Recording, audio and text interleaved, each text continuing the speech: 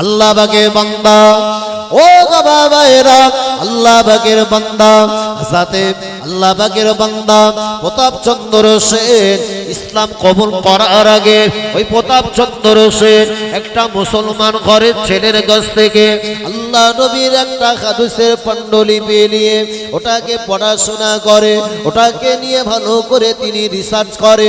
গভীর রাত নিশুতি রাতে প্রতাপচন্দ্র সেন অমুসলিম পরিবারের ছেলে আল্লাহ নবীর একটা হাদিসের পাণ্ডুলিপি নিয়ে পড়ছিলেন।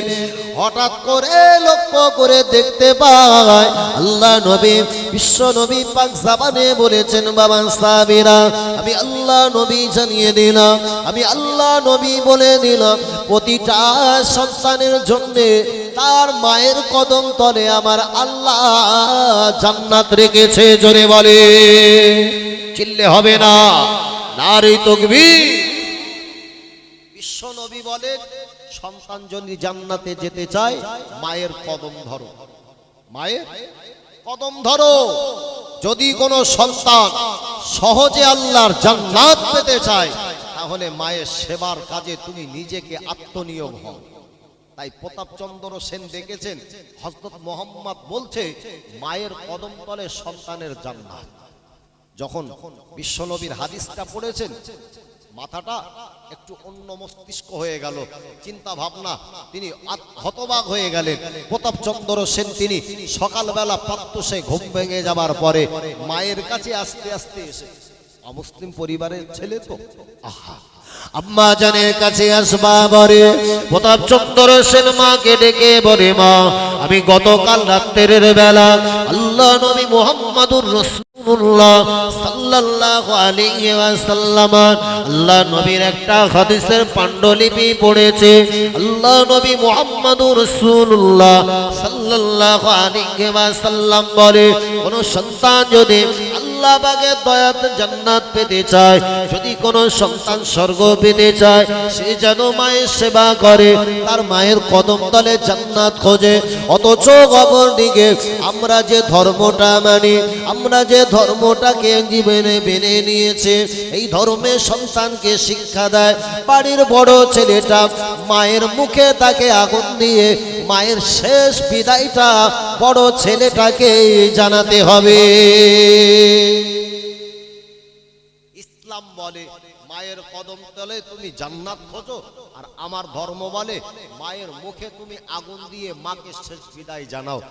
এখন ইসলাম একরকম বলেছেন আর আমার ধর্ম আর একরকম বলেছেন। এটা আমার ধর্মের সিস্টেম পদ্ধতি আছে। এখন আমার একটু চিন্তা ভাবনা, আমার একটু আমাকে চিন্তিত করে দেয় যে মা সন্তান লালন পালন করার ক্ষেত্রে মায়ের যে অনবদ্য অবদান থাকে, গোটা পৃথিবীর বুকে অন্য কোনো মানুষের এতটা অনবদ্য অবদান থাকে না। তাই তো নবী বললেন, বাবা সাহাবীরা, আমি বিশ্ব নবী জানাচ্ছি, আল্লাহর নবীর একজন সাহাবী বললেন, ইয়া রাসূলুল্লাহ, আমি সেবা করব সর্বপ্রথম কাকে, মাকে না বাপকে? রাসূল বললেন, তোমার মা। দ্বিতীয় নাম্বার বললেন, ইয়া রাসূলুল্লাহ, তাহলে দ্বিতীয়বার কাকে? নবী তারপরেও দ্বিতীয়বারে বলেছেন তোমার মা। তৃতীয়বার রাসূলকে জিজ্ঞেস করা হলো, ইয়া রাসূলুল্লাহ, তৃতীয়বার কাকে? আল্লাহর নবী তৃতীয়বারও বললেন, তোমার মাকে, তোমার মাকে, তোমার মাকে, তোমার মাকে সেবা করো। চতুর্থ নাম্বারে পিতার কথা বলেছেন। একবার জোরে বলুন সুবহানাল্লাহ। ইসলাম তাহলে পুরুষের সম্মান ইজ্জত বেশি দিলেন না নারীর সম্মান বেশি দিলেন? রাসূল তো বলেছিলেন, যদি কোনো বাপ যদি একটা মেয়ের বাপ হয়, ওই মানুষটা যেন আল্লাহর একটা দয়ার জান্নাতের হকদার হয়ে গেল। জোরে হবে না? যে সময় আল্লাহর নবী মক্কার বুকে ভূমিষ্ঠ হয়েছিলেন, গোটা মক্কার মানুষেরা দেখেছিলেন মেয়ে সন্তান ভূমিষ্ঠ হলে ওই সন্তানগুলোকে পুঁতে দেওয়া হতো। জানেন না বাবা? যে সময় মক্কার বুকে অন্ধকারাচ্ছন্ন আইয়ামে জাহেলিয়াত চলছিল, ওই সময় নবী ওই নারী জাতির বিপক্ষে দাঁড়িয়ে পৃথিবীর বুকে একমাত্র নারী শক্তির জন্য যিনি কথা বলেছেন, নারীর অধিকারের কথা, যে হযরত মুহাম্মদ সাল্লাল্লাহু আলাইহি ওয়াসাল্লাম নারীর পক্ষে দাঁড়িয়ে নারী জাতির সম্মানটাকে বুলন্দ করার জন্য আল্লাহর নবী বললেন, তোমরা সন্তানগুলোকে মেরো না, যার একটা মেয়ে সন্তান হয়েছে সে যেন একটা জান্নাত কিনতে পেরেছে। জোরে হবে না? এখন যদি কেউ মনে করে আমার সন্তান মেয়ের কারণে জান্নাতে যাব, আচ্ছা ওই মেয়েরে পুঁতে রাখবে না জীবিত রাখবে? কথা বুঝতে পারেন? ওই মেয়ের আর কেউ বেইজ্জতি করবে না, ওই মেয়েটাকে সম্মান আর তাজিমের সঙ্গে পিতা বড় করবে। তার কারণ এই মেয়ে সন্তানের কারণেই আল্লাহ আমাকে দয়ার জান্নাতের হকদার বানিয়ে দেবে। জোরে বলে। নারীকে সম্মান, দুনিয়ার জমিনে যারা নারী সম্মানের বেশি কথা বলেছে ওদের দ্বারাই পৃথিবীর জমিনে সবচাইতে নারীরা নির্যাতিতা হয়েছে।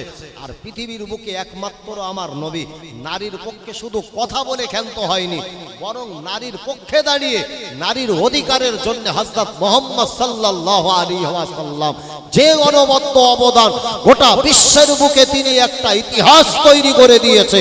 তাই তো লক্ষ্য করে দেখা গেছিল হযরত মুহাম্মাদের যখন 25 বছর বয়স, একজন যুবক, টনটনে যুবক, সেই সময় বিশ্বনবী হযরত মুহাম্মদ সাল্লাল্লাহু আলাইহি ওয়াসাল্লাম চাইলে ওই মক্কা মদিনার নগরী একজন যুবতী মেয়েটাকে বিবাহ করতে পারতেন, কিন্তু বিশ্বনবী 25 বছরের যুবক হওয়ার পরেতে 40 বছরের একজন বিধবা নারীর সঙ্গে দাম্পত্য জীবনে আবদ্ধ হয়ে একটা নারীর চোখের পানি যে মুহাম্মদ মুছিয়ে দিতে পারে, এর চাইতে বড় নারীর অধিকারের বিপক্ষে অন্য কোনো মনীষী আর হতে পারে না।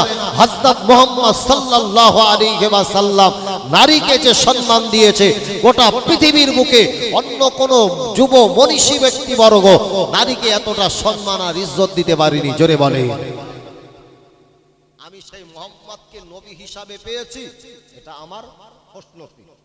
এখন তোর যদি বুকে আগুন ধরে তার একটু ভালো করে দেখ। বুঝতে পারেননি? বেশ কিছুদিন আগে ওই একজন অসভ্য নারী আল্লাহর নবী হযরত মুহাম্মদ সাল্লাল্লাহু আলাইহি ওয়াসাল্লাম সম্পর্কে একটা কটূক্তি করেছিল। আহা, কোন মুহাম্মদ সম্পর্কে কটূক্তি করে? মুহাম্মাদের জীবন ও চরিত্র সম্পর্কে জানবি, তোর জীবন পাল্টে দেবে, তোর জীবনটাকে একটা অন্ধকারাচ্ছন্নময় জায়গা থেকে আলোকময় জায়গার অধ্যায় তৈরি করে দেবে।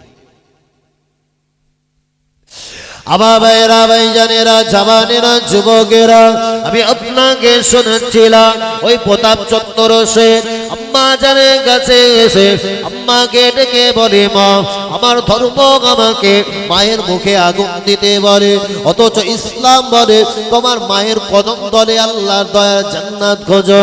এখন আমি কি করতে পারি?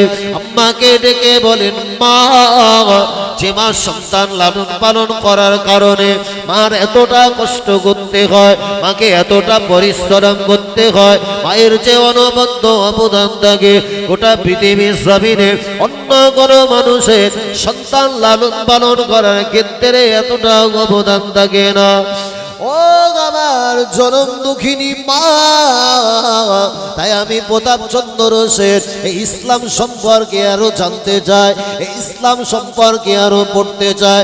আম্মা জান, আম্মা জান, আপনি যদি আমাকে অনুমতি দেন আমি বাংলাদেশের জমিন থেকে, ভারতবর্ষের জমিনে, পশ্চিম বাংলার বুকে জগৎ বিখ্যাত একজন আলেম বান্দা আছে, ফুরফুরা জমিনকে ধন্য করে যিনি শুয়ে রয়েছে মুজাদ্দিদুজ্জামান দাদা হুজুর পীর কিবলা রাহমাতুল্লাহ আলাইহি, ওই আল্লাহ পাকের ওলির নিকটে আসবা পরে আল্লাহর ওলির কাছে এসে কোরআন শিক্ষা করলেন, হাদিস শিক্ষা করলেন।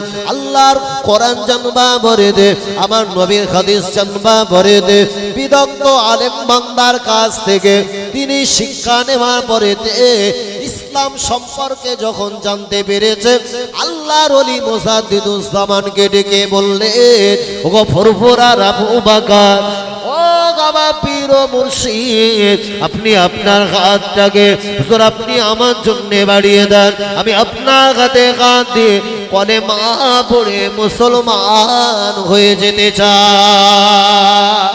জোরে হয় না? ওই যারা বলে ইসলাম নাকি দুনিয়ায় তলোয়ার দিয়ে প্রতিষ্ঠিত হয়, এবার বলে না, বলে ইসলামে শুধু জিহাদের কথা বলে, অমুসলিমকে মেরে হত্যা করার কথা বলেছে। প্রতাপ চন্দ্র সেন ওর জীবন ইতিহাস দেখ, মুজাদ্দিদুজ জামান ফুরফুরার আবু বকর গলা টিপে এরকম ধরিনি, বা একে 47 বুকি এরকম টিগার এরকম ট্যাকট্যাক করে এরকম টানিউনি, বলেছে তুই যদি কলেমা না পড়িস তোরে মেরে ফেলবো, এরকম বলেছে। বরং ইসলামের সুন্দর ব্যবহার, ইসলাম সম্পর্কে পড়াশোনা জানবার করে পরেতে আল্লাহর কোরআনের প্রতি একটা আনুগত্যতা এনে আল্লাহর কোরআন সম্পর্কে যখন রিসার্চ করেছে, অটোমেটিক্যালি ইসলামের প্রতি মহব্বত আর ভালোবাসা তৈরি হয়ে কলেমা পড়ে মুসলমান হয়ে গেছে। এক বছরে হবে না। মুজাদ্দিদুজ জামান বললেন, বাবা ধর্ম যখন পরিবর্তন করেছো, ইসলাম তোমার ভালো লেগেছে, তুমি মেনেছো, এখন নামটাকেও পরিবর্তন করো। আল্লাহর ওলি মুজাদ্দিদুজ জামানের কথা শুনবা পরে প্রতাপ চন্দ্র সেন বলতে লাগে, ও আল্লাহ পাকের ওলি, হুজুর আপনি আপনার জবান দিয়ে, হুজুর আপনি আপনার জবান দিয়ে আপনি আমাকে সুন্দর একটা নামে নামাঙ্কিত করে দেন। আল্লাহর ওলি মুজাদ্দিদুজ জামান দাদা হুজুর পীর কেবলা রহমাতুল্লাহ আলাইহি ওই প্রতাপ চন্দ্র সেনের নামটাকে পরিবর্তন করে সুফি আব্দুল মোমেন নামে নামটাকে রেখে দিয়েছিলেন। আমি বলেছিলাম নারীর অধিকারের কথা ইসলাম যতটা বলেছে পৃথিবীর বুকে অন্য কোনো ধর্ম বলেনি, জোরে হবে না। আর এই সুন্দর মায়ের সম্মান দেওয়ার কারণেই একটা অমুসলিম ছেলে মুসলমান হয়েছে। এটাই বলছিলাম যে নারীর যতটা ন্যায্য অধিকার ইসলাম দেয়, গোটা পৃথিবীর বুকে অন্য কোনো ধর্ম আর দেয় না। এ কারণে আমি বলি the Islam the best popular religion all over world. গোটা পৃথিবীর বুকে যত ধর্ম রয়েছে বর্তমান এই আধুনিকতর যুগে দাঁড়িয়ে দেখতে পাবে, যারা ধর্ম পরিবর্তন করে, এক ধর্ম থেকে আরেকটা ধর্ম গ্রহণ করে, ইসলাম ধর্মের জনপ্রিয়তা, ইসলামের উদারতা, ইসলামের ভদ্রতা, ইসলামের সৌন্দর্যতা দেখে গোটা পৃথিবীর বুকে বর্তমান সবচাইতে জনপ্রিয়তার যে ধর্ম, ওটার নাম হলো আমার ইসলাম, জোরে হবে না। শুধু মুসলমান হয়েছি, ইসলাম সম্পর্কে কখনো চিন্তা ভাবনা করি না, গবেষণা করি না। ইসলাম সম্পর্কে একবার পড়াশোনা করি, ইসলামের ভিতরে কি আছে। ইসলাম মানে তো শুধু শান্তি শুনেছি, কিন্তু শান্তি শান্তি কোন জায়গাতে সেটা তো একবারের জন্য কখনো চিন্তা আর গবেষণা করিনি।